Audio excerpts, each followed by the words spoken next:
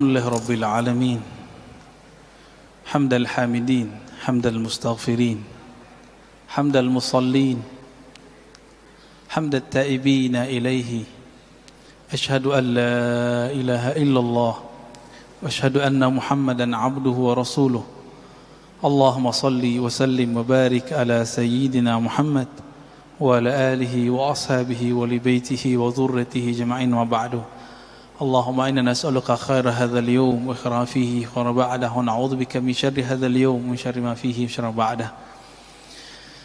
Baik, Bapak Saudara yang makan Allah, alhamdulillah. Ini kok tiap bulan jadinya Pak ya? Ada pekan kelimanya ya? Nggak mau hilang deh, pekan kelima langsung ambil. Taib. Bulan lalu kita membahas tentang Nur Muhammad sallallahu alaihi wasallam. Kalau disimpulkan, kajian Nur Muhammad ini tidaklah bid'ah seperti yang disebutkan oleh orang-orang yang anti dengan ilmu ini. Justru itu salah satu cara mengenal nafs. Karena kita akan membahas di pagi ini tentang kiat-kiat mencapai jiwa. Jiwa ini nafs yang radiyah dan mardiyah. Ya. Bapak Saudara makan Allah, boleh nanti dibuka di rumah atau sekarang surat Al-Fajr ayat 28 ya, 29. Sudah hafal kali ya? Ya ayyatuhan nafsul mutmainnah. Benar, 28 pada 27 Pak. Ya.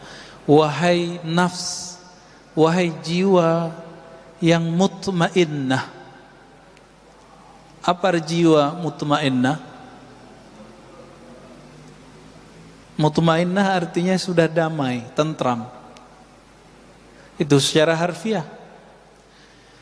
Tapi siapakah yang disebut jiwa mutmainnah? Maka kembali kepada surat Ar-Ra'd, ala bidzikrillahi tatma'innul qulub. Ketahuilah hanya dengan menyebut nama Allah maka qalbu menjadi mutmainnah. Qalbu menjadi tenang. Berarti hanya dengan menyebut nama Allah qalbu tenang. Ini mohon maaf Bapak yang rajin sholat. Bapak yang rajin sholat, kalau sholatnya tidak menyebut nama Allah dengan kalbunya, sholatnya tidak menenangkan. Mohon maaf Bapak Ibu, Saudara, Saudari yang rajin baca Quran. Kata orang kalau galau baca Quran, kalau enggak tentram baca Quran, kan gitu. Benar. Tapi kok baca Quran enggak tenang juga? Karena antum baca Qurannya belum dengan nama Allah. Al-Quran itu suci, tapi kalau yang baca kolbunya belum disucikan, ini gak nyaman Pak. Coba baju baru langsung dipakai, nyaman gak? Bau apa? Masih bau pabrik, gak nyaman. Meskipun baru, maka perlu dibersihkan. Jadi pakai Quran itu ibarat pakai baju baru tapi belum disucikan. Nah, jadi harus ada proses pensucian. Itu sebabnya di dalam Al-Quran Allah Subhanahu menyindir kita ya. Jika engkau membaca Al-Quran, fasta'iz billah ya, minasyaitonir rajim. Maka berlindung, berserahlah engkau kepada Allah dari syaitan yang dirajam, syaitan yang dibuang, dikutuk. Ini mohon maaf ya, kalau kita baca Quran, mau imam, mau jamaah, tapi tidak dengan nama Allah, tidak berlindung kepada Allah, ada perasaan Pak terbersit di kalbu. Aku paling fasih, bacaanku bagus, suaraku indah, bacaanku terbanyak. Ya. Saya mau ceramah begini, saya juga harus ta'awuz Pak, berlindung. Karena kalau dengerin orang berisik di luar, kalau saya gak baca auzubillah saya tersinggung Pak. Tapi kalau saya ta'awuz dulu, yang di luar mau berisik nggak ada masalah. Ya. Bapak di depan sini mau berisik juga nggak ada masalah kalau sudah ta'awuz. Kenapa? Karena kita nggak berbicara dengan emosi, kita bicara dengan qalbu. Itu aja sih sebenarnya. Ya. Taib. Untuk mencapai radiyah mardiyah, apa arti radiyah? Sering dengar ya, radiyah mardiyah. Irji'i ila rabbiki radiyatan mardiyah. Wahai jiwa yang sudah damai, pulanglah kepada Allah. Jadi kita diajak pulang, Pak, diajak pulang kampung. Udah tahu belum, Pak, jalan pulang? Ini udah tahu jalan pulang belum? Pulang ke rumah? Bukan. Jalan pulang kepada Allah. Coba dengarkan ayatnya.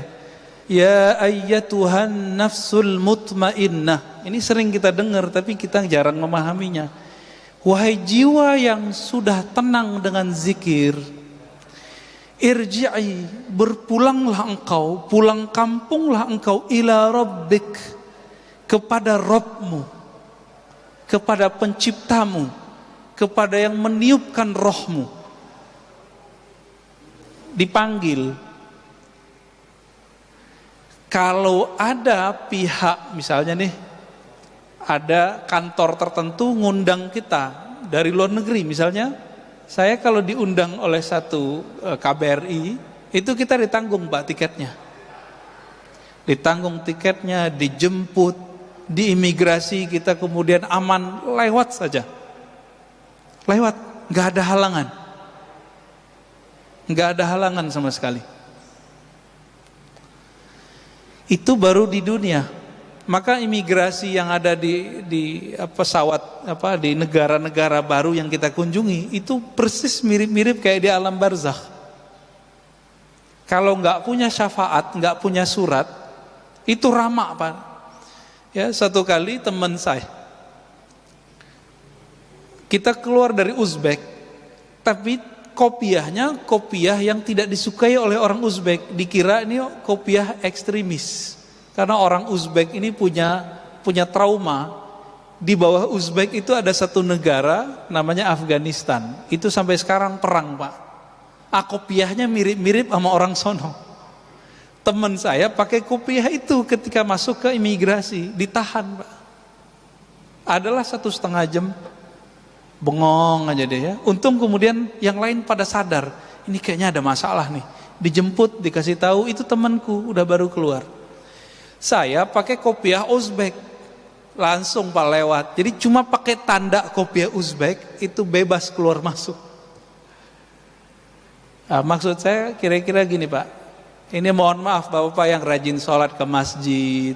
Ini berarti Islamnya kan bagus, imannya bagus. Tapi kan masih ada satu lagi. Apa? Ihsan. Kita ini sering mengatakan segala puji bagi Allah yang telah memberikan iman dan Islam. Tapi kita lupa satu lagi. Ihsan. Apa itu ihsan? Ihsan itu qalbu, merasa berhadap-hadap dengan Allah. Itu.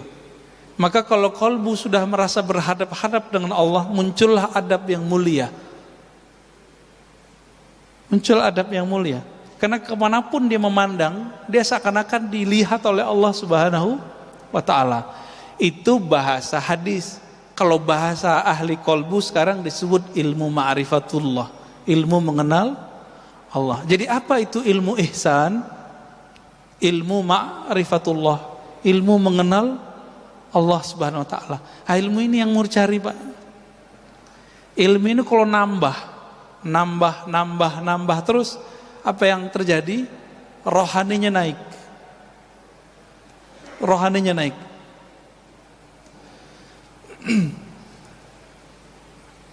Kembali ke ya Tuhan nafsul mutmainnah. Wahai jiwa yang tenang, pulanglah engkau kepada Allah. Berarti jiwa kita dipanggil mau pulang. Oleh karena itu Bapak saudara Allah, setelah orang meninggal itu bukan berarti masalah selesai. Bukan berarti masalah selesai. Ini kita loncat aja langsung ke surga ya. Di surga semua umat manusia mencari cara supaya naik pangkat. Kita mundur dulu ya, mahsyar aja deh. Lebih gampang mahsyar. Di padang mahsyar semua umat manusia mencari syafaat. Nanti di sorga minta lagi. Ini kita yang paling gampang di padang mahsyar. Siapa yang mereka cari? Dicarilah Nabi Adam alaihissalam. Berharap namanya masuk ke dalam daftar yang diberi syafaat. Ternyata Nabiullah Adam tidak punya hak untuk memberi syafaat sampai dapat izin dari penghulu para nabi. Maka Nabi Adam bilang, coba tanya Nuh. Dia adalah Rasul pertama di bumi ya, Nabi Adam kan di surga, lalu kemudian turun ke bumi. Maka yang murni di bumi itu Nabi Nuh. Nabi Adam udah separuh-paruh surga dan bumi. Apa kata Nabi Nuh? Wahai umat manusia, kenapa kalian mencari syafaat kepadaku? Aku pun butuh syafaat. Carilah Ibrahim. Apa kata Nabi Ibrahim? Saya punya salah 2 kali berbohong, padahal berbohongnya benar. Carilah Musa. Musa juga mengatakan carilah Isa. Isa mengatakan carilah Muhammad sallallahu alaihi wasallam. Maka Nabi mengatakan, akulah al-khatim, akulah al-fatih. Akulah penutup, akulah pembuka. Jika tidak ada izin dari Nabi, para Nabi yang lain tidak bisa memberi syafaat umatnya. Terlihat posisi Nabi kita. Masih panjang Pak cerita. Jadi nanti lewat alam barzakh kita masih cari bantuan, cari guru lah kira-kira begitu. Dan proses cari guru sampai orang cari gurunya Nabi. Kita cari guru Nabi, apa kata Nabi? Cari Muhammad. Ya. Sallallahu alaihi wasallam. Hadis ini sahih Bukhari, sahih Muslim. Lalu baru Nabi kasih izin. Dengan izin dari Allah, maka Nabi itu bernama Al-Wasilah, yang kita baca di doa setelah azan. Baca doa itu enggak? Jadi apa arti wasilah di situ? Wasilah dapat syafaat. Maka orang yang rutin membaca doa ba'da azan, insya Allah dapat syafaat nanti di sana. Amin rabbal alamin. Oke, baru kita kembali ke surga Pak. Di surga nanti, ini surga, mohon maaf, surga yang ceritakan di Quran itu kan surga seksual Pak. Surga makan, surga minum, surga syahwat. Bener kan? Fakihah, fawakih, apalagi kawaiba, atraba, itu semuanya masalah makan, minum, seks, hiburan, jalan-jalan, itu aja isinya. Jadi surga yang diceritakan dalam Al-Quran, maka kemudian diceritakan oleh Nabi, di saat nanti semua orang sudah menikmati semua fasilitas surga, mereka kemudian bertanya, yang punya surga mana sih? Gitu. Akhirnya mereka nyari lagi ke Nabi Adam, nyari lagi, begitulah terus. Ujung-ujungnya Nabi Muhammad sallallahu alaihi wasallam minta supaya namanya masuk ke dalam daftar list yang bisa memandang Allah Subhanahu wa ta'ala. Berapa lama itu Pak? Ya khalidina fiha, lama sekali itu. Mungkin jutaan ribu tahun, kita nggak tahu lah. Ya apa namanya, triliunan tahun, kita nggak ngerti. Lamanya bukan main. Maka mumpung masih di dunia, cari ilmu ihsan ini supaya nanti nggak ngantri lagi Pak di sana. Ya, ini yang Nabi ajarkan ke sahabat-sahabatnya. Belajar ihsan dulu, baru kemudian orang diajarin sholat. Sekarang kan kebalik.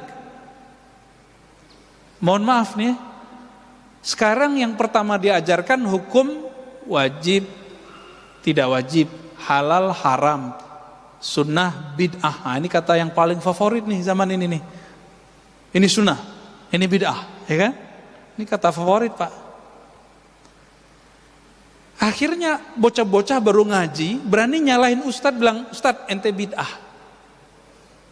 ajaran ente bid'ah." Cuma karena dia berbeda dengan si ustadz yang sudah puluhan tahun ngaji, anak-anak sekarang berani kurang ajar, Pak. Orang-orang baru hijrah, baru ngaji di persimpangan jalan, bingung nih mau ngaji kemana.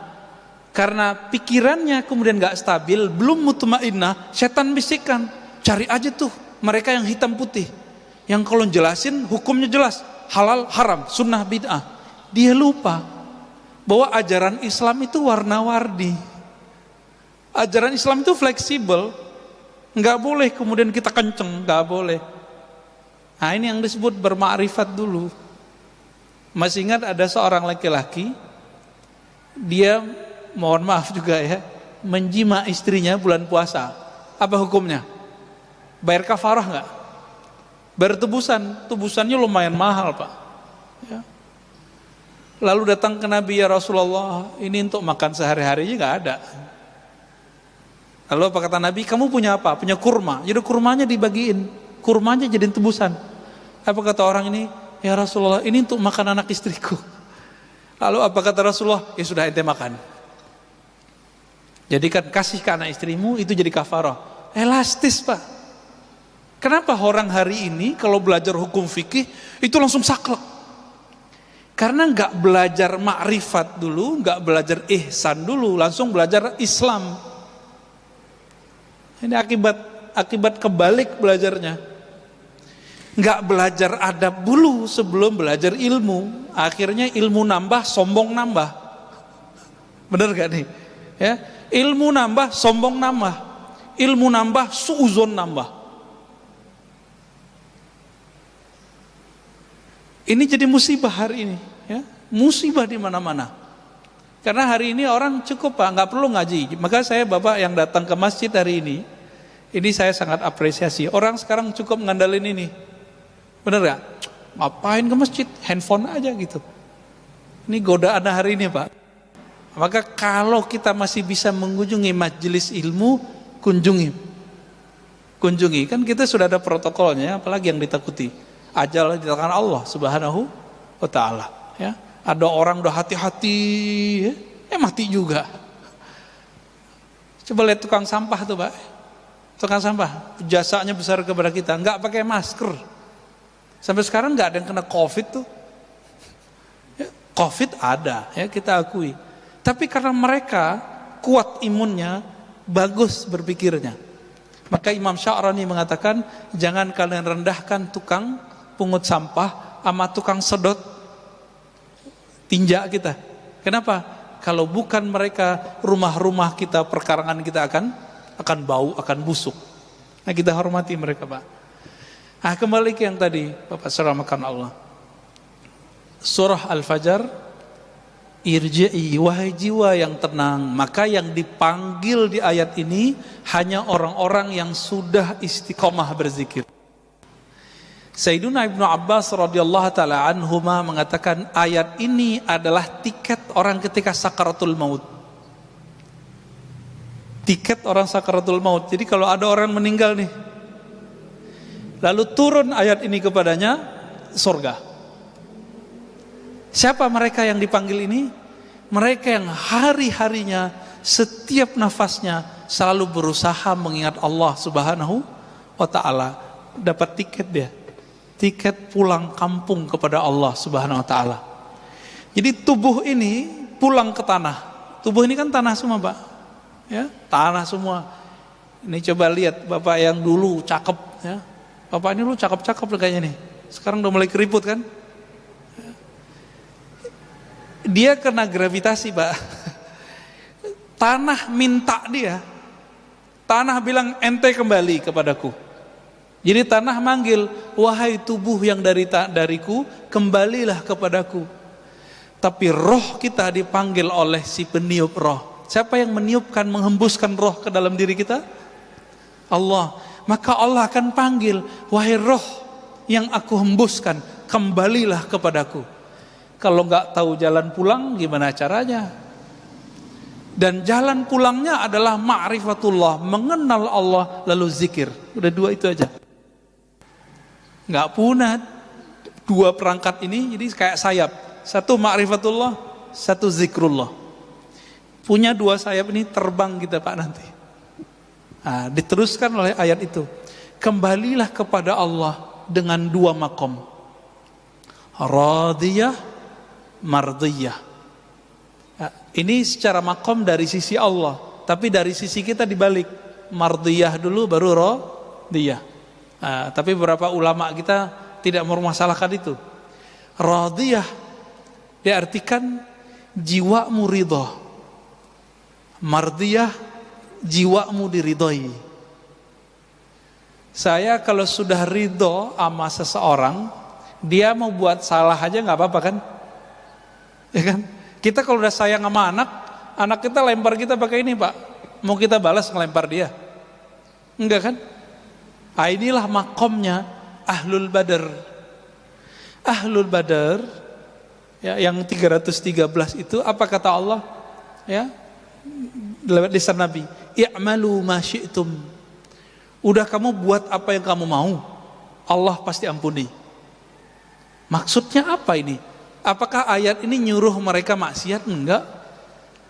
Karena nur di kolbunya sudah jadi ridha, radiyah, mardiyah, maka Ahlul Badar ini yang bisa mengalahkan orang-orang kafir ribuan, mereka cuma 313 orang, itu Allah kasih kebebasan karena mereka sudah selesai dengan nafsiyahnya. Yang bikin kita durhaka kan nafsiyah ini Pak, jiwa. Jiwa ini bikin kita durhaka, hawa nafsu. Hawa nafsunya udah tunduk dengan ruhnya. Maka kata Allah, sekarang kamu buat apa yang kamu suka. Kalaupun mereka terjebak maksiat, pasti kembali. Siapa contoh sahabatnya? Nuaiman. Pada dengar? Nuaiman itu dia perannya dua, ya. Pemabuk tapi suka bikin lucu. Yang bisa bikin gigi Nabi kebuka dengan senyum dan tertawa cuma Nuaiman. Tapi orang ini Nabi wafat, dia suka mabuk Pak. Di zaman Umar, sahabat-sahabat yang lain bilang, ya Umar, kok ente nggak bunuh aja nih orang gitu. Ya, di satu riwayat dikatakan, hei Umar, kenapa kamu nggak mengutuk orang ini? Apa jawab Umar? La, fa innallaha yuhibbuhu. Ya. Ya, di riwayat lain, fa innahu yuhibbullaha wa rasulah. Fa innahu yuhibbullaha wa rasulah. Ya. Dia ini cinta Allah dan Rasulnya, ya. Atau Allah dan Rasul cinta dia gitu. Nah, inilah doanya Abul Hasan Syadzili, guru dari gurunya Imam Notailah pengarang Hikam. Di sini ada kajian kitab Al-Hikam Pak? Belum ya? Pengarang kitab Al-Hikam punya guru namanya Al-Mursi. Al-Mursi punya guru namanya Abul Hasan Syadzili. Apa kata beliau? Ya Allah, jika aku salah, jadikan salahku salah orang yang engkau cintai. Aku sudah engkau cintai, lalu aku terjebak salah. Kira-kira gimana? Dimaafin gak? Dimaafin. Nah, itu maksudnya. Ya. Ini makom radiyah mardiyah. Radiyah mardiyah. Dia ridha kepada Allah. Lalu bagaimana caranya supaya kita jadi ridha? Caranya tadi yang kita sebutkan Pak. Kenallah Allah, lalu zikrullah. Allah bagaimana yang kita harus kenal? Untuk ridha kepada Allah, maka harus kenal dengan dua sifat Allah. Qudrah, iradah. Masih ingat? Ya. Qudrah, apa arti qudrah? Kekuasaan. Iradah, kehendak. Nah, coba lihat Pak. Allah itu berkuasa melakukan apa saja dan berkeinginan sesukanya. Bahkan Allah itu beriradah, berkehendak buat orang mukmin, buat orang kafir. Jadi kafir mukmin itu kehendak Allah, tapi Allah belum tentu ridho kepada orang yang kafir. Saya mau tanya nih, adakah di dunia sesuatu terjadi tanpa izin Allah? Gak ada. Berarti orang maksiat izin Allah gak? Izin Allah enggak? Serius? Yakin enggak Pak? Namrud itu izin Allah atau bukan? Fir'aun? Enggak ya? Kalau bukan izin Allah, izin siapa dong? Ya? Emang ada Allah selain Allah? Ada Tuhan selain Allah? Enggak kan? Karena tiada Tuhan yang mencipta, yang berkehendak kecuali kehendak Allah. Maka ahlu sunnah wal jamaah mengatakan tidak semua yang Allah kehendaki itu diridhoinya. Itu sebabnya doanya ahli zikir, waridhaka matlubi. Ya Allah, yang kami cari ridhamu. Kalau di doa yang sering kita baca, Allahumma inna nas'aluka ridhaka wal jannah. Kami meminta ridhamu dan surga. Enak juga ya, minta ridho sama surga. Dalam hal ini Bapak Saudara makan Allah, kalau kita sudah ngelihat nih keadaan begini, maka di banyak tempat saya nanya, COVID ini kehendak Allah atau bukan? Kehendak Allah atau bukan? Atau kehendak Dajjal? Kehendak Allah. Udah ridho belum kita sama kehendak Allah? Gitu Pak. Banyak sekarang teman kita, mungkin keluarga Bapak Ibu di PHK. Ada yang usahanya stop, ada yang bangkrut, ada yang nggak bisa bangkit. Ridho nggak? Itu masalahnya. Ya. Selama ini hidup enak, sukses, bisa nabung. Masa cuma dengan setahun ini terus kemudian mengatakan Allah tidak adil? Ya, berarti pikiran dia nggak adil. Ya. Ini contoh nih Pak, ada orang buat baik sama kita atau kita buat baik. Saya buat baik ke Bapak deh 20 tahun. Tahun ke-21 saya nggak bisa buat baik. Kemampuan saya berkurang. Bapak mau bilang apa? Bilang terima kasih atau bilang kamu benar-benar jahat, kamu pelit, gitu nggak? Yang mana Pak? Terima kasih udah bantu selama ini, gitu kan seharusnya. Nah, dari awal kita lahir sampai sekarang lebih banyak enak atau enggak? Lebih banyak enak. Syukur enggak? Syukur. Sekarang dikasih COVID, ridho enggak? Ridho. Mudah Pak dilafazkan. Ini makrifatnya begitu, ngasih makrifatnya begitu. Tinggal nanti dizikirkan. Apa zikir supaya dapat ridho, menjadi hamba yang ridho? Ternyata zikir-zikir yang kita sudah hafal dari kecil itu makomnya tinggi kalau dimaknai. Tapi kalau nggak dimaknai ya sama kayak burung beo. Burung beo baca la ilaha illallah dapat pahala nggak?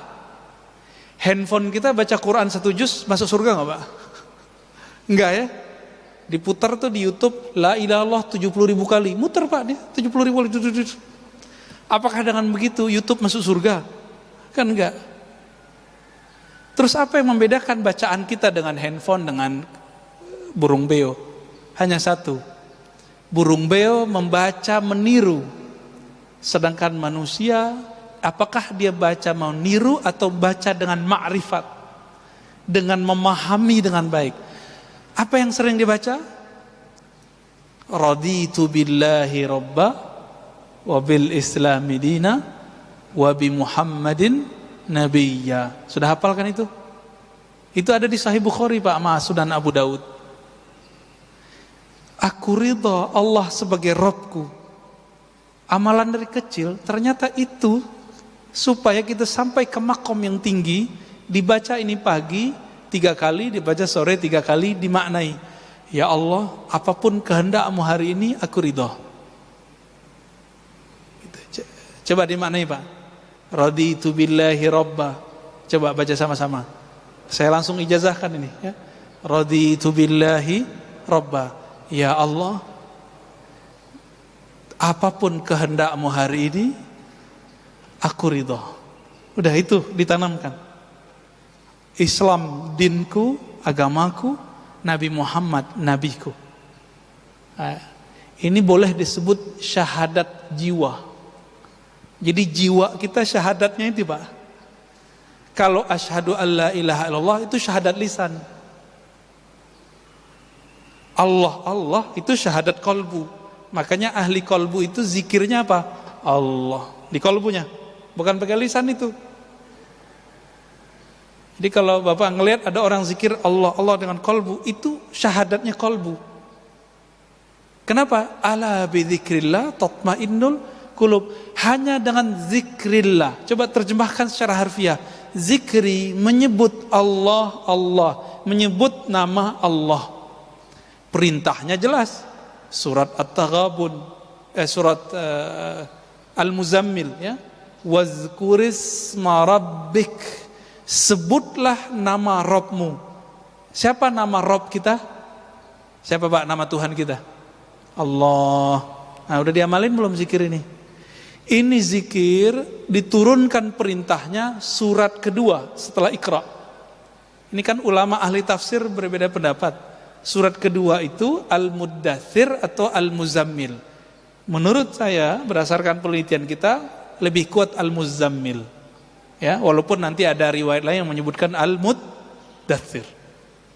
Di ayat ke-8 Allah berfirman di Al-Muzammil, ya, wazkurisma rabbik. Sebutlah nama Rabbmu. Siapa nama Rabbmu tadi? Allah. Nah, maka ini ada talqinnya, Pak. Memindahkan nama Allah dari lisan masuk ke kalbu.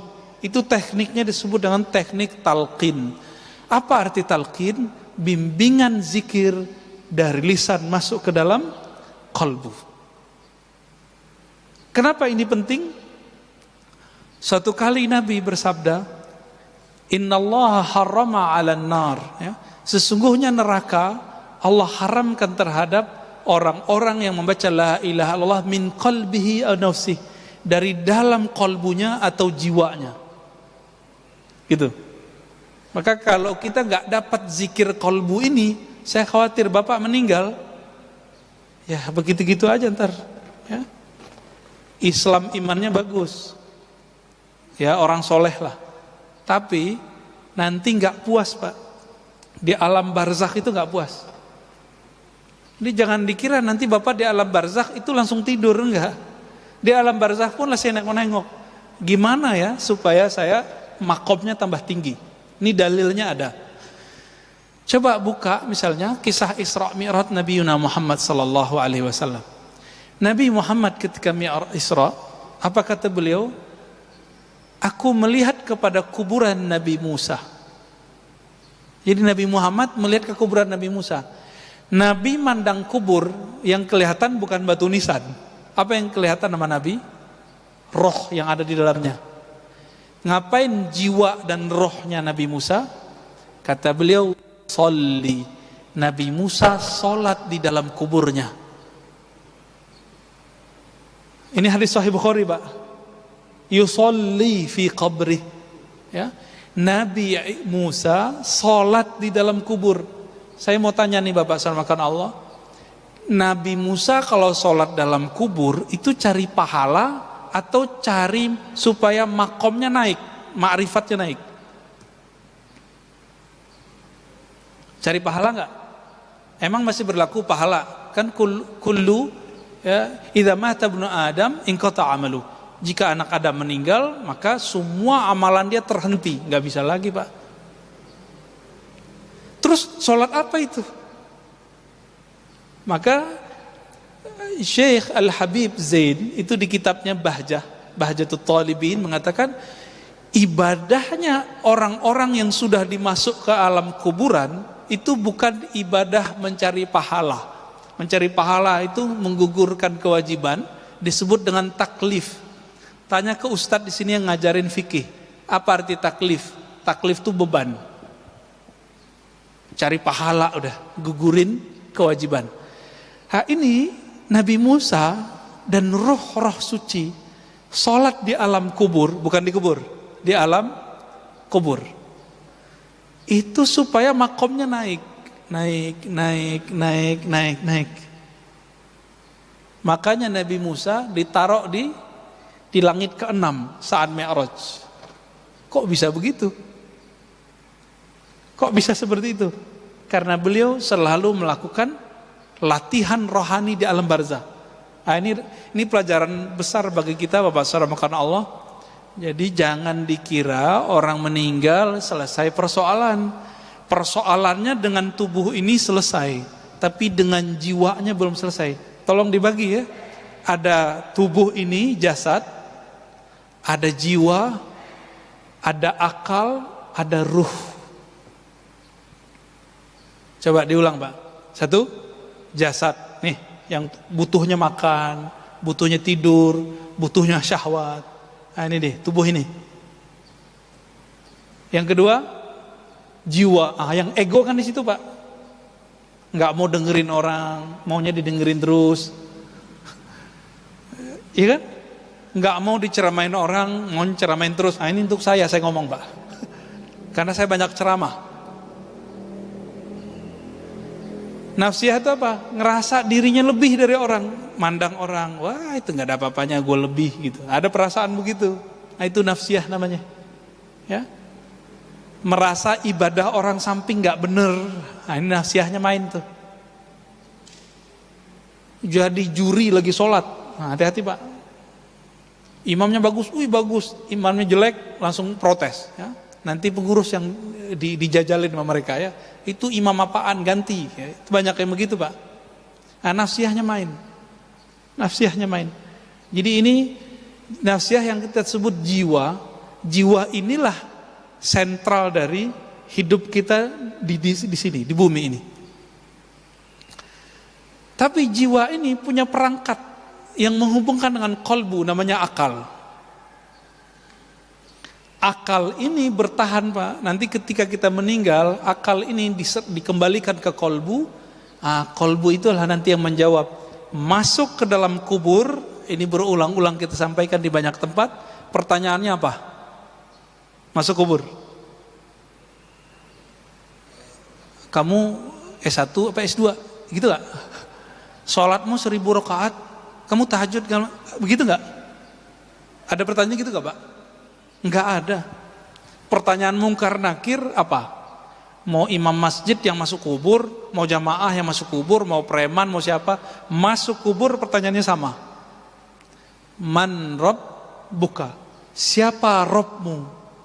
Itu password tuh, lagi nanya, kamu tahu nggak jalan pulang? Itu maksudnya. Nggak bisa diapalin, Pak.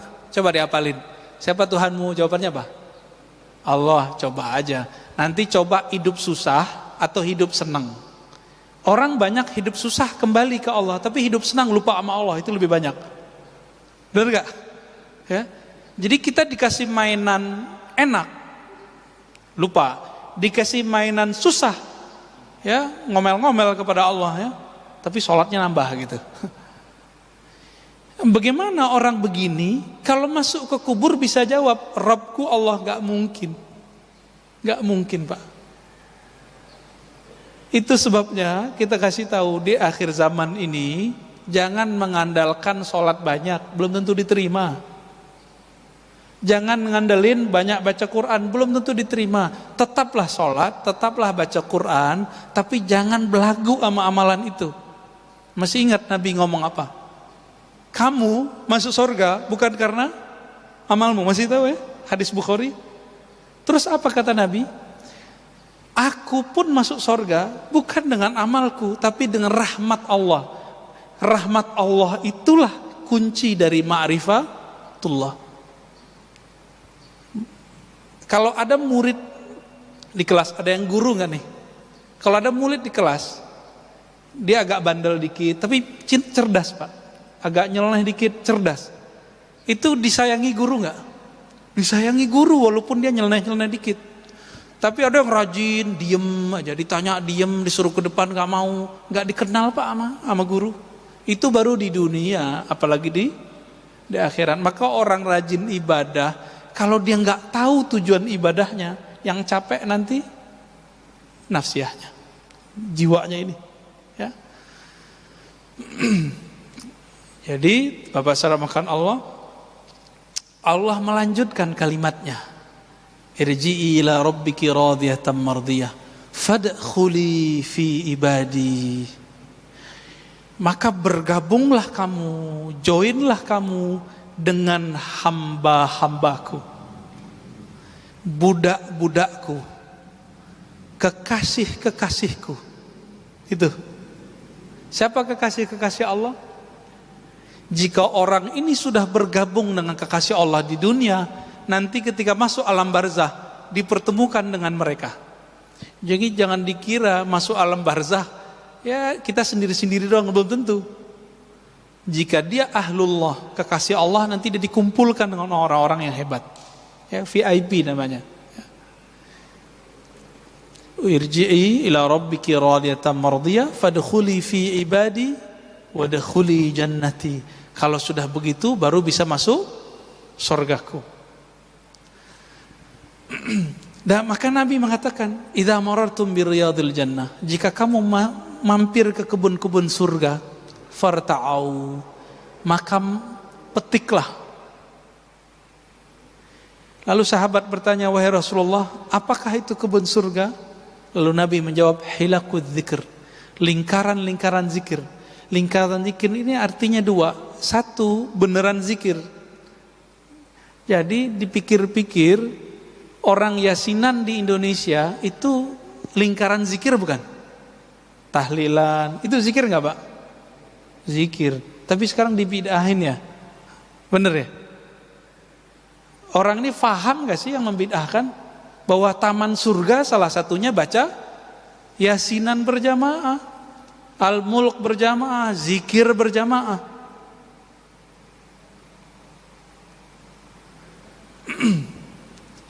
Bapak kalau lagi begini nih, ini kan pengajian, kita lagi di share ilmu sama guru kita misalnya, siapapun gurunya, masuk waktu syuruk, itu milih dengerin kajian apa sholat?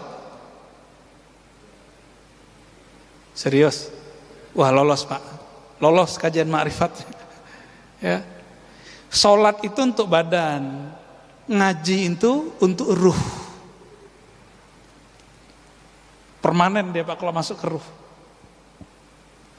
Tapi maklum ya, mungkin Bapak sebagian ini lagi semangat sholatnya, nggak apa-apa. Jadi kalau nanti ada teman kita lagi pengajian dia sholat Pak, nggak apa-apa, dia nafsiyahnya lagi semangat. Ya, jangan disuruh berhenti Pak, dia lagi sholat.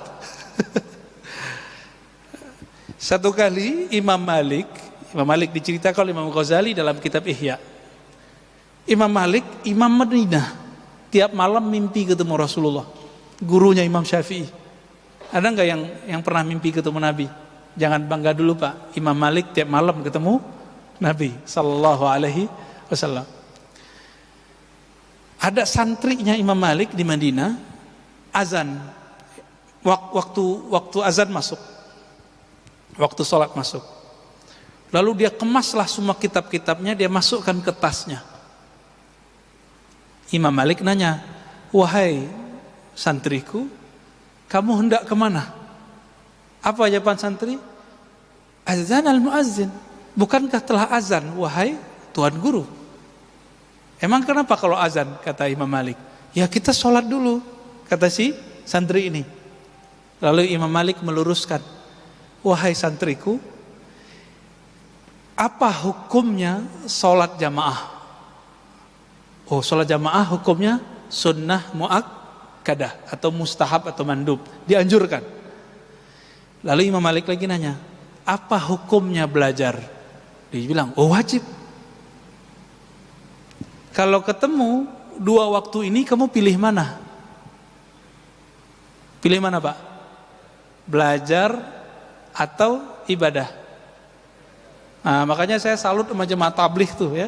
Kalau ada majelis mereka doang itu sayangnya ya. Ini jemaah tabligh kita kasih tahu juga. Kalau ente khuruj di satu masjid buat pengajian, ikutin dong. Jangan pengajian ente doang yang diikuti ya. Nah, ini nasihat buat kita juga ya. Ini beberapa nih nggak dikasih arahan oleh jadi sebelum berangkat tuh ada dikasih bayan namanya. Kadang-kadang nggak dikasih tahu adab-adab ini. Ya. Akhirnya giliran dia buat pengajian, ya kita diajak-ajak. Ya. Tapi giliran kita pengajian dia nggak mau. Ya kemana kayak itu. Nah, ini cuma satu kasus Pak ya, oknum. Kebanyakan jemaah tabligh saya lihat bagus. Ya. Kalau ada majelis, mereka seharusnya tahiyatul masjid, masuk masjid. Enggak. Mereka baca istighfar, baca zikir, langsung duduk. Mengganti sholat tahiyatul masjid. Nah, ini adabnya benar ini. Itu kita melihat mereka melakukan itu ya. Berdasarkan ini semua Bapak Saudara Allah, untuk menjadikan jiwa kita menjadi tenang, dari mutmainnah meningkat menjadi radiyah, radiyah menjadi mardiyah, maka caranya adalah mengenal Allah yang disebut. Maka berzikirlah dan kenalilah siapa yang kita sebut-sebut namanya. Nanti akan naik rohaninya. Itu satu. Yang kedua, irji'i ila rabbiki radiyatan mardiyah ya wadkhuli fi ibadi. Sebelum kita gabung di sana, maka bergabunglah dengan taman-taman surga di sini. Ini perlu kerendahan hati, Pak. Untuk mendengarkan orang ceramah, ngajar, butuh kerendahan hati enggak? Butuh ya. Saya harus membuang dulu pintar saya, baru saya mau dengar orang. Gitu. Kalau enggak akan bisa. Maka ini kabar baik buat kita semua, Bapak yang mau mendengar kajian kita, berarti memang udah ditaruh dulu nih ya. Tapi mohon maaf Pak ya, jangan melihat pakaian. Kalau pakai begini, pakai kopiah, terus didengar. Siapa tahu nanti ada kalam-kalam hikmah munculnya dari sopir angkot, siapa tahu. Dari sopir Grab bisa jadi. Ya. Dari orang yang jual-jualan gerobak. Jadi hikmah itu enggak hanya di sini. Kadang-kadang hikmah ada di luar sana. Udah masuk. Kira-kira itu Bapak Saudara Allah, sederhana sebenarnya. Ini kita sudah pangkas. Tadinya kan ada nafs amarah, jiwa amarah, bukan amarah emosi. Amarah itu artinya ngajak kepada yang buruk-buruk. Naik lawamah, suka menyesal ya. Melakukan satu nyesel, itu udah bagus. Kalau yang amarah ini psikopat. Lawamah, salah, nyesel. Yang ketiga mulhamah, mut-mutan, kadang baik, kadang buruk. Kadang soleh, kadang enggak. Kalau majelisnya orang-orang baik, dia baik. Kalau komplotan orang jahat, dia jahat. Ini namanya mulhamah. Orang ini hanya bisa dinaikkan dari level mulhamah ke mutmainnah dengan belajar kepada mursyid, guru yang ahli kolbu. Kalau enggak bisa. Enggak bisa lewat YouTube. Enggak bisa lewat pengajian umum begini, enggak bisa. Dia harus punya dokter rohani yang menghantarkan dia dari penyakit mulhamah menjadi jiwa yang sehat bernama mutmainnah. Nanti dikasih itu sama gurunya. Ya, amalkan zikir ini, ngaji sifat ini, belajar nama Allah ini. Nanti akan bertahap. Mirip kayak orang sekolah, mirip kayak kita datang ke dokter. Baru kemudian radiyah, mardiyah. Tadi kita pangkas langsung ke mutmainnah. Ya, zaman sekarang harus diringkes, Pak. Langsung aja deh ke mutmainnah. Baik, silakan kalau ada yang mau didiskusikan, tafadhal.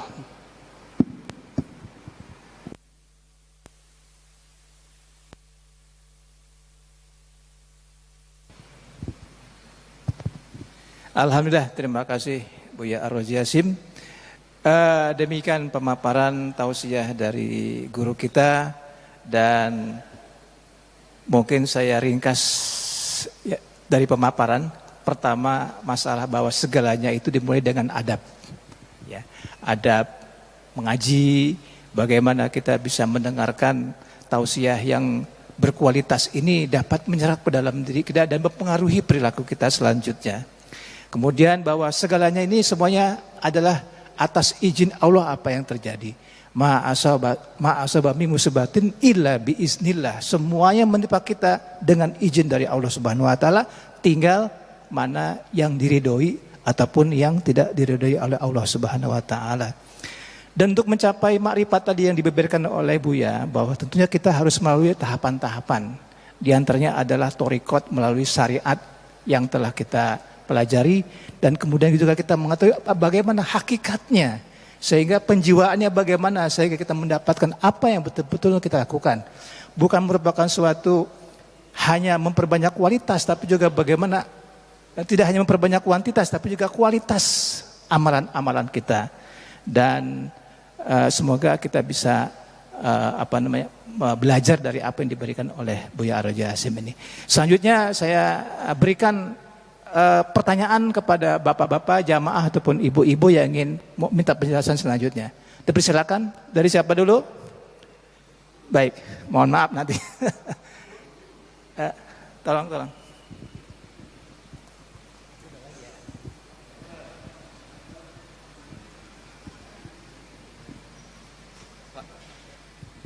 Assalamualaikum warahmatullahi wabarakatuh. Oh, cukup menarik. Tadi ada Islam, iman dan ihsan. Cara menumbuhkan ihsan dan menjaganya di diri kita itu gimana Ustaz? Kita kan tahu nih, ihsan itu tahu. Saya pribadi tahu ihsan itu apa. Tapi cara menjaganya, menumbuhkannya gimana? Karena hati kita itu kalau ada satu titik hitam, mungkin sekarang hati saya sudah hitam semua itu. Terima kasih Ustaz itu. Assalamualaikum warahmatullahi wabarakatuh. Assalamualaikum warahmatullahi wabarakatuh. Langsung aja ya, langsung. Kalau dulu nulis aja diajarin guru, dari TK kita belajar baru kelas 4 bisa nulis, ya kan?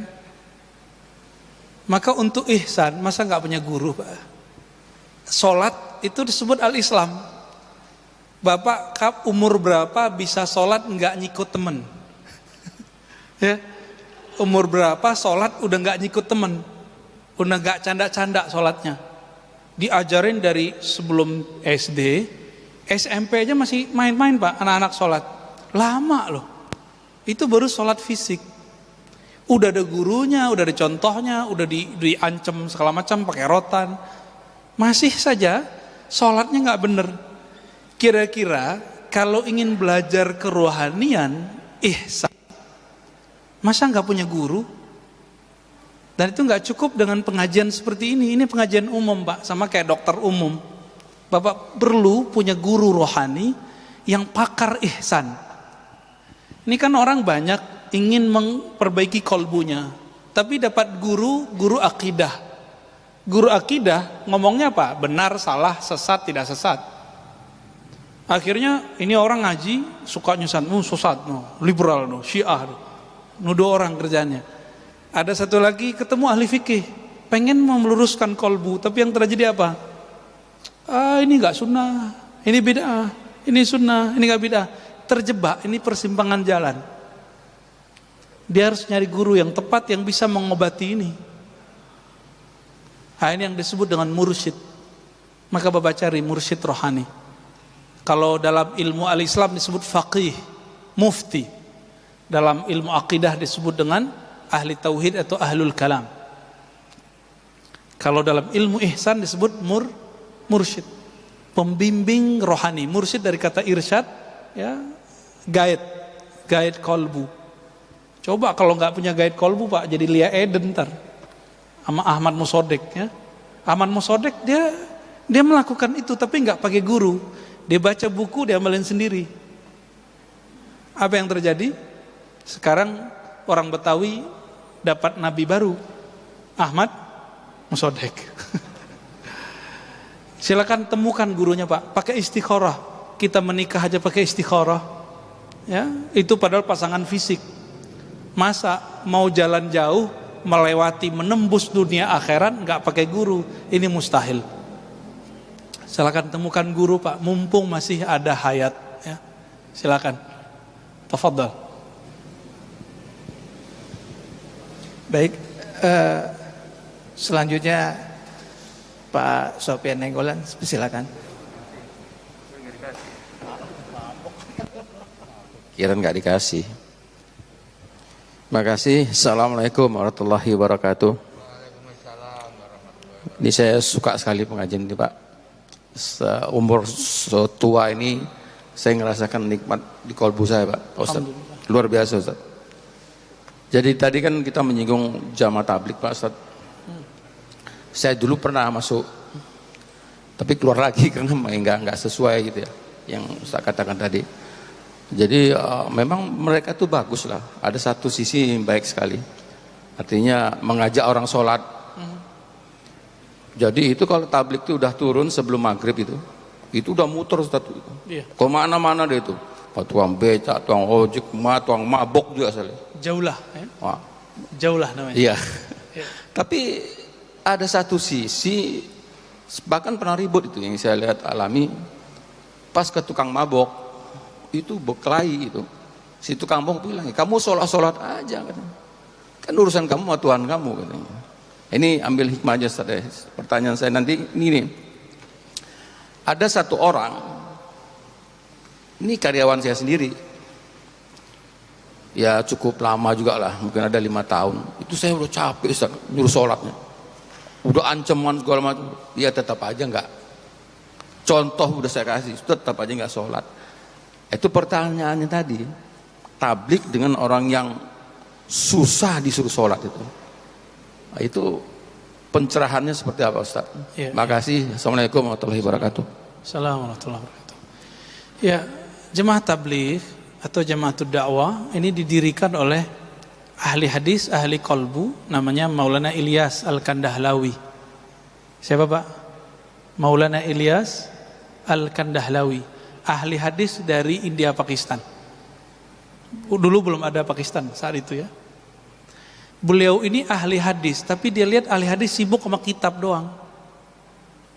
Beliau juga ahli tarekat, tarekatnya Naqsyabandiyah, Qadiriyah, Khistiyah. Tapi dia lihat para sufi sibuk merenung sendiri, ya, sibuk dengan diri sendiri. Maka kegalauannya ini membuat dia inspirasi, saya harus mulai dakwah kecil-kecilan. Maka dia panggillah tukang beca, ya, orang kerja di bangunan, dia panggil, apa yang buat kamu nggak mau sholat di masjid, nggak mau ngaji? Jawaban mereka, wahai Tuan Syekh, kalau kami nggak kerja kami nggak makan. Oh kalau begitu ya sudah, kamu ngaji kepada saya sekali seminggu, nanti saya kasih duit pengganti gajimu hari itu. Itu Maulana Ilyas Al-Kandahlawi Pak. Lama-lama jadi rame, dia kumpulkanlah hadis tentang dakwah. Ketemulah formulasi dakwah, formulasi khuruj, ada 40 hari, ada 4 bulan, ya, ada macam 6 bulan paling lama, karena sahabat Nabi paling lama keluar dan meninggalkan keluarganya 6 bulan. Lewat dari situ, itu istrinya boleh minta talak, tapi orang jemaah tabligh enggak tuh ya, perempuan-perempuannya disebut masturah, itu sangat militan, dahsyat sekali. Itu suaminya kalau udah cinta dunia, ditendang-tendang sama bininya, lu khuruj gitu. Kalau kamu pergi sana, ya, cari dulu cinta kepada Allah. Adapun kejadian tadi itu oknum Pak sebenarnya, ya. Kita nggak mau. Saya juga pernah dibentak-bentak Pak di BSD. Kita habis pengajian dibentak sama jamaah tabligh. Tapi saya cari tahu siapa nih orang bentak saya ke teman-teman pembesar-pembesar jemaah tabligh. Wah itu orang nggak bener emang, ya. Adab jemaah tabligh itu nggak boleh dakwahin ustadz. Kalau ketemu ustadz, kiai, muallim minta doa, ini ustadz didakwahin sama dia. Cuma karena dia lama di luar negeri, ya gitu. Dia di luar negeri mending ngaji. Orang dagang kok di luar negeri, pinter Arab dikit nipu orang, ya. Dikira dia ulama. Emang kalau bisa bahasa Arab doang jadi ulama? Abu Jahal, Abu Lahab ulama dong. Ya, dia lahir udah Arab Pak. Ini kalau ada orang diajak sholat nggak mau gitu ya, apa masalahnya nih? Kalau ada orang diajak sholat nggak mau, jangan-jangan salah si yang ngajak Pak. Kita salahin kita aja Pak. Kita kembali ke kisah Sayyidina Ali dan Muaz. Apa kata Nabi? Ya Ali, pergilah kamu berdakwah ke ahli kitab yang ada di Yaman, ya, selatannya Arab. Lalu Nabi mengatakan, ud'uhum ilallah, ajaklah mereka mengenal ma'rifatullah, mengenal Allah. Lalu di kalimat pertengahannya, fa'idha arafuhu atau arafullah, apabila mereka telah bermakrifat mengenal Allah, maka ajarkan mereka sholat. Jika mereka sudah sholat, ajarkan mereka zakat. Begitu. Ada yang disebut tadarruj, berdakwah dengan cara bertahap. Jadi jangan ajak sholat Pak, orang-orang bilang aja, ke masjid yuk silaturahmi gitu, ngumpul-ngumpul, makan-makan bareng. Kan makan ala jemaah tabligh itu nikmat sekali Pak. Walaupun ditebar di plastik atau di nampan. Kata orang sih jorok, tapi menurut saya itu kok nikmat gitu. Mungkin berkah tangan ya, wallahu alam. Walaupun kemarin sempat kena corona tuh ya. Ya. Jadi ada kesalahan ini, dan ini kesalahan lapangan. Kita nggak akan pukul rata, nggak. Yang mau didakwahi kan orang Islam juga, tapi mereka sudah lupa dengan ma'rifatullah. Nah itu sebabnya di beberapa perempuan yang nanya, Ustadz, yang nanya roknya pendek, rambutnya Masya Allah, ya cantik lah Pak. Dia nanya, dia datang pengajian kita nanya, Ustadz pakai jilbab wajib nggak tuh? Kan repot Pak mau jawab. Kalau saya bilang iya, takut dia langsung kabur. Saya bilang enggak, takut saya dosa, tidak menyampaikan amanah. Tapi saya yakin dia sudah tahu kok hukumnya jilbab. Apa jawaban kita? Diplomatis. Kita bilang, kamu kenali dulu yang nyuruh pakai jilbab, baru kamu nanya hukum jilbab. Maksudnya apa? Belajar dulu tentang Allah. Nanti kalau sudah belajar tentang Allah, gak perlu saya yang suruh pakai jilbab. Nanti Allah sendiri yang membisikkan ke dalam kolbumu supaya kamu permanen pakai jilbab. Benar, sebagian mereka berjilbab bagus hari ini. Tapi kalau kita takutin, yang gak pakai jilbab, neraka ente gitu. Ya salam, kabur dia Pak. Dan Indonesia ini kan ajaib.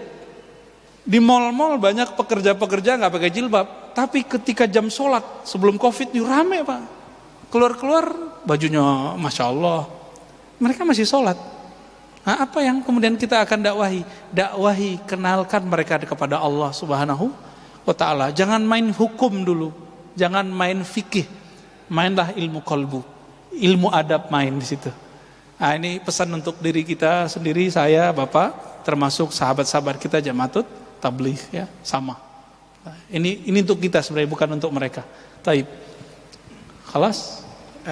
Baik, ada pertanyaan lagi, cuman nanti akan saya sampaikan, akan saya berikan. Cuman ini dari melalui YouTube via channel An-Nabawi TV ada pertanyaan. Nanti mesti bisa gabung dengan pertanyaan Bapak ya. Dari Tatik Rumini, beliau bertanya, amalan apa yang bisa membantu ruh agar naik makomnya? Itu dulu Pak, jangan jawab dulu Pak Ustadz ya. Pak, tadi saya sudah lumuskan ya, amalan jasad, sholat, zikir, baca Quran. Oke? Sholat, zikir, baca Quran. Amalannya nafs jiwa, itu adalah melemahkan jiwa. Gimana caranya? Puasa, kurangin tidur, kurangi emosi, kurangi nafsu ngomong. Nah, saya ini kan banyak ngomong nih. Saya harus punya waktu Pak mendengarkan orang dan diem. Kalau enggak, ini bisa mental juga ini. Bahaya juga ini mulut ini. Amalannya kolbu adalah menyebut-nyebut nama Allah. Maka amalan kolbu dia harus nyebut Allah, Rahman, Rahim ya. Ambillah Asmaul Husna, pelajari kepada ahlinya, nanti dikasih Pak zikir-zikirnya. Naik sendiri Pak kolbunya. Amalannya ruh hanya memandang dan merasakan Allah Subhanahu wa ta'ala. Allah itu dekat apa jauh? Dekat apa jauh? Allah mengatakan apa? Inni qarib, aku sangat-sangat dekat. Tapi terasa enggak? Kenapa tidak terasa? Karena ruh ini dipenjarakan oleh kolbu, kolbu dipenjarakan oleh nafs, nafs oleh tubuh ini. Lengkap Pak. Jadi benarlah Nabi mengatakan, ini dunia, ini penjara bagi orang yang percaya kepada Allah. Ya, sijnul mu'min.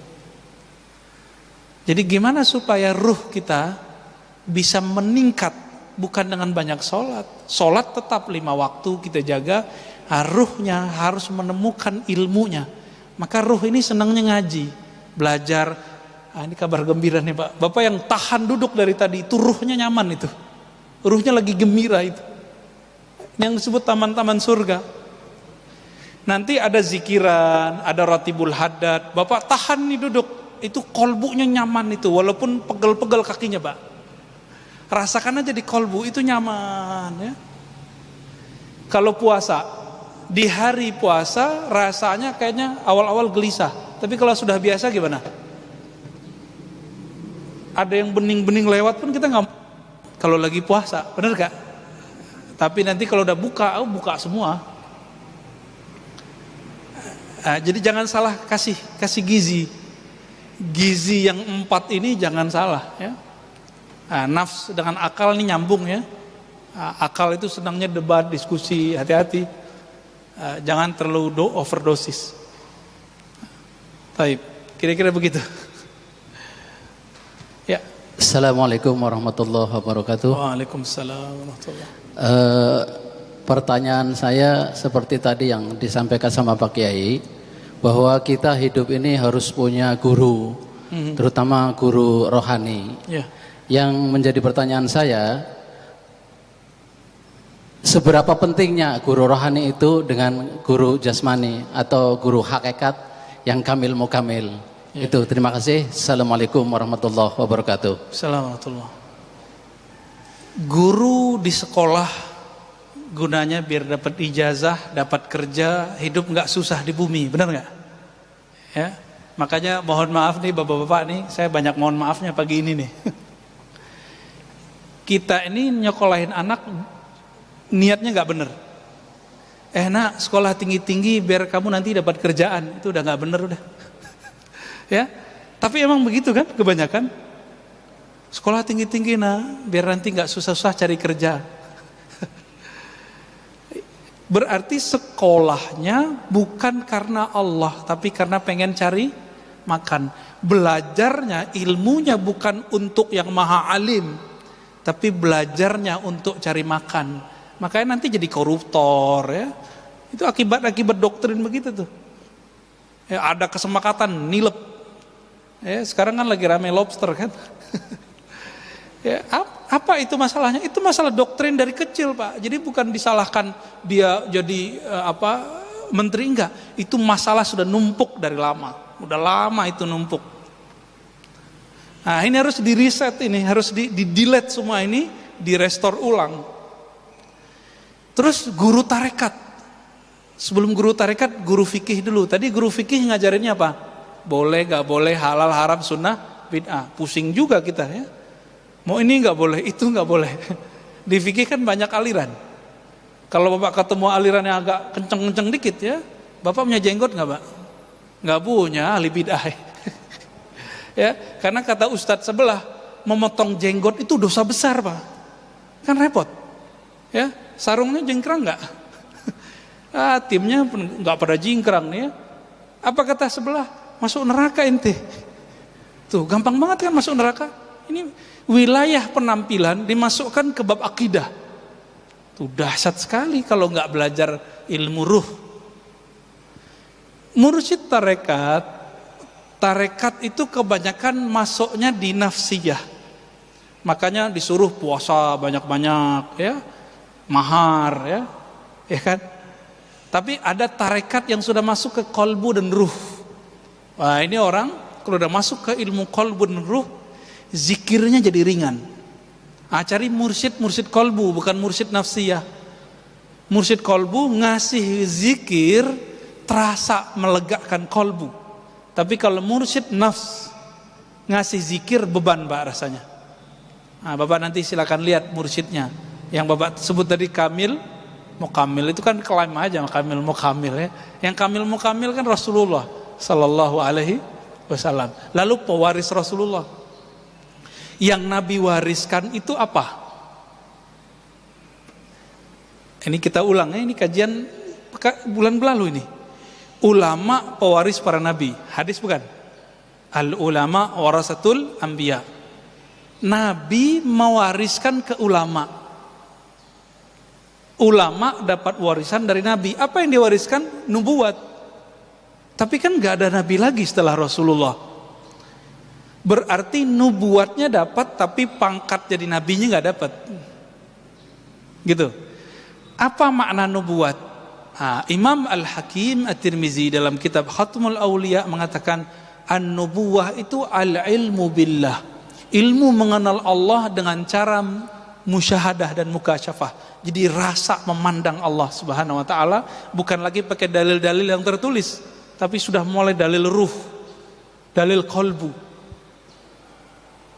Maka mursyid juga banyak tingkatannya, Pak. Ada mursyid nafsiyah, kebanyakan mursyid tarekat di sini. Ada yang level kolbu. Yang level kolbu udah mulai jadi wali dia udah, ya. Ada yang sudah sampai ruh. Ini yang disebut pewaris-pewaris hakiki Rasulullah Sallallahu Alaihi Wasallam, dan mereka kebanyakan tersembunyi, ya. Maka benarlah kata orang-orang dulu, ya, al-masyhur bi barakatil mastur. Ulama-ulama yang terkenal sekarang dengan tarekat, dengan zikir, ma'rifat, itu mereka nggak terkenal kecuali karena ada punya guru, punya teman, punya doa yang mendoakan, yang mengajar dia, itu nggak terkenal, dianya terkenal, ya. Itu terjadi, ya. Jadi orang masyhur karena doa yang mastur, yang tersembunyi. Jadi kita nggak boleh lupa dari cangkangnya. Siapa tahu Bapak hidup enak hari ini karena doa orang-orang terdahulu, atau doa kakek-kakek terdahulu. Alhamdulillah ini mengalir di dalam darah kita, doa-doa mereka, ya.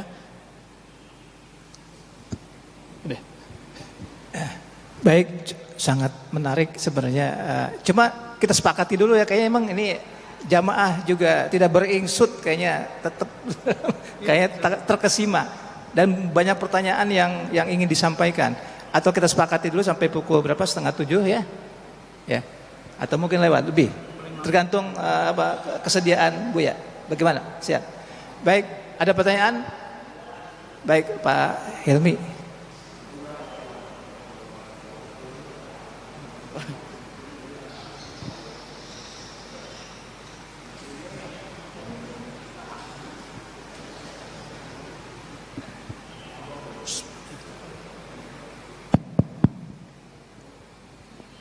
Bismillahirrahmanirrahim. Assalamualaikum warahmatullahi wabarakatuh. Assalamualaikum warahmatullahi wabarakatuh. Ini pengajian kalbu ini luar biasa nih. Kenapa? Karena yang bertanya banyak, berarti menarik. Belum tentu, menarik untuk dipelajarin. Dan juga ulasan dari protokol cukup luar biasa juga ini.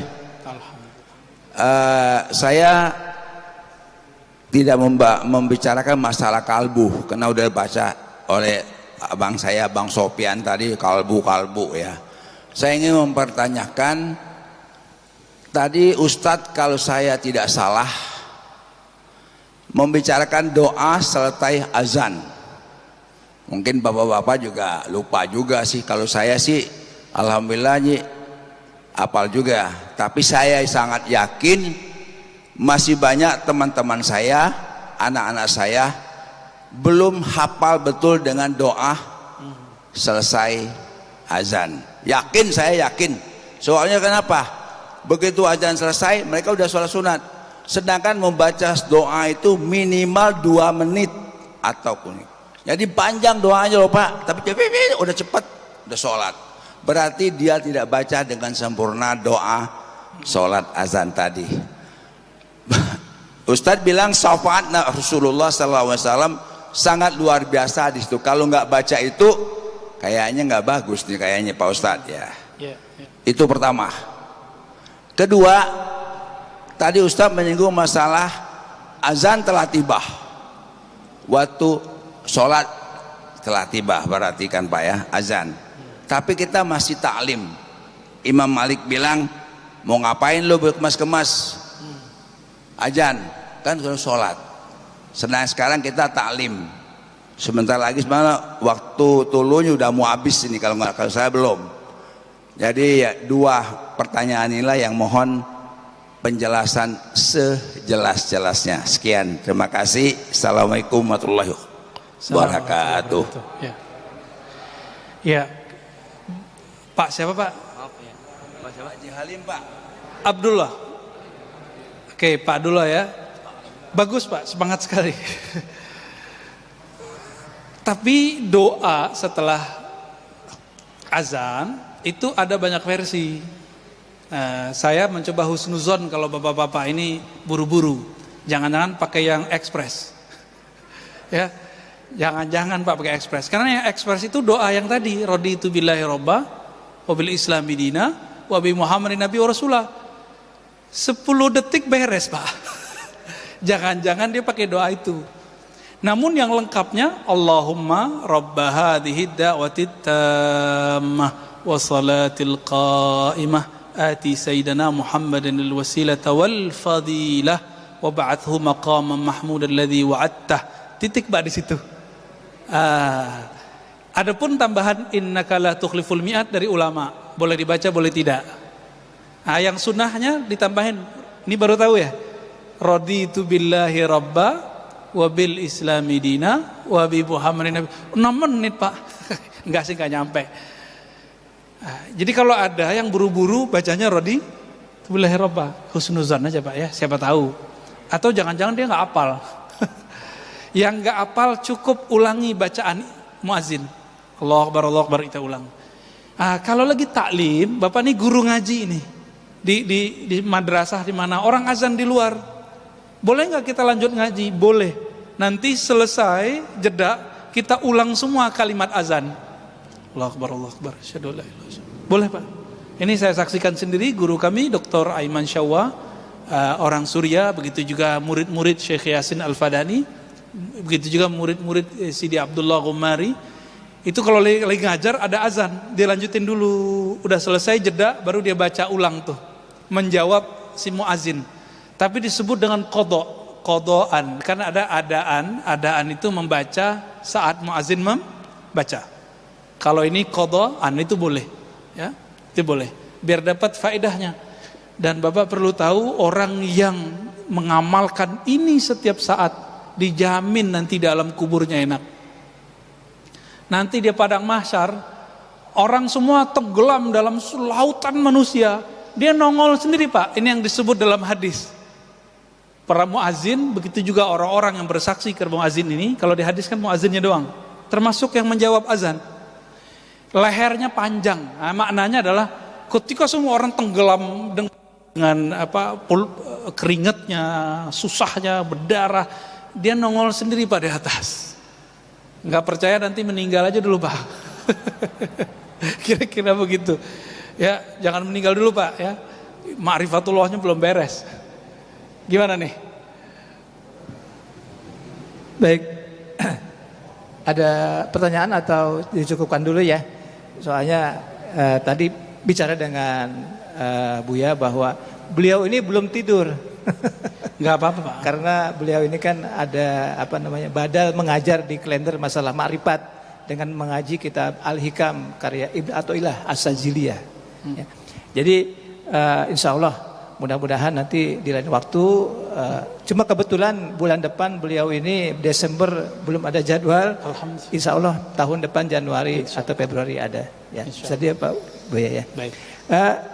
Demikian yang kita bisa serap dari ilmu yang sangat luar biasa bagi saya dan juga kita semua. Semoga apa yang beliau sampaikan menjadi pencerahan buat kita semua dan juga keberkahan buat majelis taklim ini. Amin. Baik yang di dalam ruangan maupun yang menonton lewat online ya.